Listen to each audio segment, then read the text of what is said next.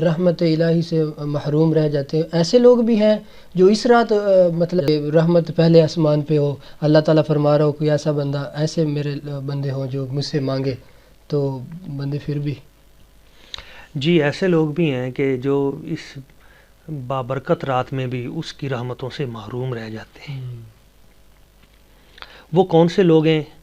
تو یہ بات یاد رکھیں. نمبر 1 تو اللہ تعالیٰ نے فرمایا کہ جو شرک کرے گا نا، میری ذات میں کسی اور کو میرے مقابل میں سمجھے گا مشرک، اسے میں معاف نہیں کروں گا. ہاں تو شرک سے بچنا ہے. ہاں اور شرک یہ بھی ہے کہ اللہ تعالیٰ کی ذات ببرکات کے ہوتے ہوئے آپ اغیار یہود و نصارہ اور واشنگٹن امریکہ اور تل ابیب ادھر سے آپ توقع رکھیں کہ وہ وہاں سے ہماری مشکلیں حل ہوں گی. ہماری مشکلیں جب بھی حل ہوں گی تو وہ اللہ تبارک و تعالیٰ کی ذات ببرکات حل کرے گی. اچھا تو 1 نمبر تو شرک ہے. اسی طرح نبی اکرم صلی اللہ علیہ وسلم آپ کے فرامین میں ہے کہ یہ لوگ جو ہیں یہ اس رات بھی ان کی بخشش نہیں ہوتی. اس میں ہے مدمن الخمر، عادی شرابی جس کی عادت ہے شراب کی، تو وہ نہیں چھوڑتا، اس کی بخشش نہیں ہوگی. اسی طرح مشمر الاعذار، جو تکبر کی وجہ سے یہ جو اپنے چادر ہے یہ لٹکا کے چلتا ہے تاکہ لوگوں پہ اس کا دبدبہ اور روب، تو تکبر کرنے والا. اسی طرح جو مشاہن کے بارے میں آتا ہے، مشاہن کہتے ہیں جس کے دل میں بغض اور کینہ ہو، دوسروں کے بارے میں ہر وقت برا سوچتا ہو، ہر وقت دوسروں کے بارے میں برائی سوچتا ہو، تو اس کے بارے میں کہ اس کی بخشش اور مغفرت نہیں ہوتی. اس طرح ایک آتا ہے عاقن لوالدیہ، جو اپنے والدین کا گستاخ ہے. گستاخ کی مغفرت نہیں ہے.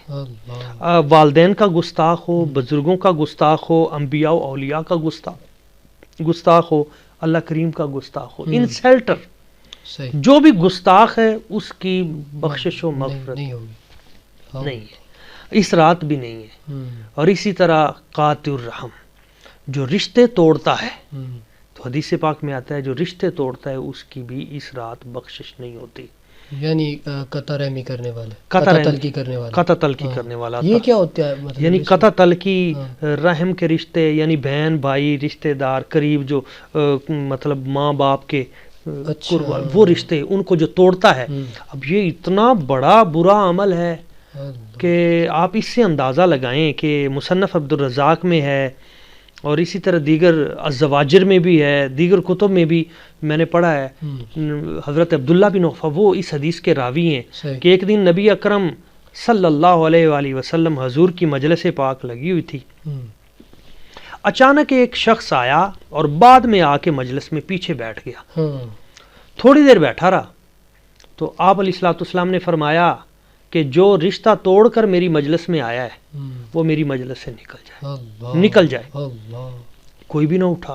دوسری بار حضور نے پھر فرمایا جو رشتہ توڑ کر آیا ہے میری مجلس سے نکل جائے. کوئی نہ اٹھا. جب تیسری بار حضور نے فرمایا کہ اسے اٹھا دیا جائے گا، اٹھے جو رشتہ توڑ کے، تو تیسری مرتبہ وہ ایک شخص پیچھے سے اٹھا اور چلا گیا. تھوڑی دیر کے بعد آیا، یعنی چلا گیا. تھوڑی دیر کے بعد پھر آ کے پھر پیچھے بیٹھ گیا. تو حضور نے فرمایا پیچھے نہ بیٹھو، ادھر آؤ، قریب آؤ، بتاؤ کیا ہوا تھا.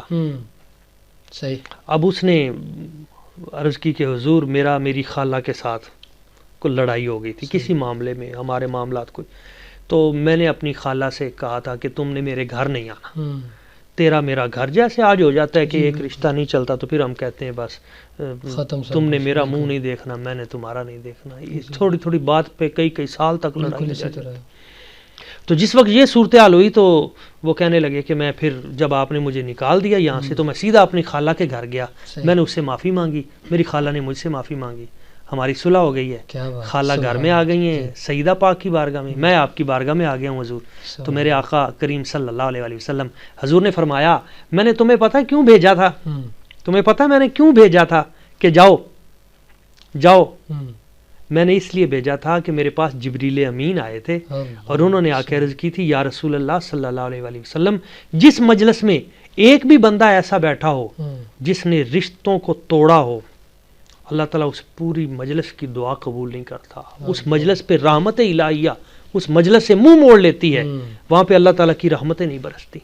اس وجہ سے تو آج ہمیں یہ بھی سوچنا ہے، بالکل خصوصاً شب برات کی رات، کہ ہم نے اللہ کی رحمتوں کو اپنے گھر میں آنے سے خود تو نہیں کہیں روک رکھا، بالکل بالکل، ہم نے اپنی بستیوں کو تباہ و برباد اور اجاڑنے کے لیے خود تو نہیں کہیں کوئی اقدامات کیے. ہمیں صلح کرنی ہوگی، ہمیں روٹھے ہوئوں کو منانا ہوگا، ہمیں لوگوں میں محبت بانٹنی ہوگی، ہمیں اپنے احباب میں وسعت ظرفی اور وسعت قلبی کے ساتھ ایک دوسرے کے معاملات کو برداشت کرنا ہوگا اور ایک دوسرے کی عزت کا خیال رکھنا ہوگا. اسی میں ہی ہماری عزت ہے اور اسی میں ہی اللہ تعالیٰ کی رحمتوں کی برسات ہے.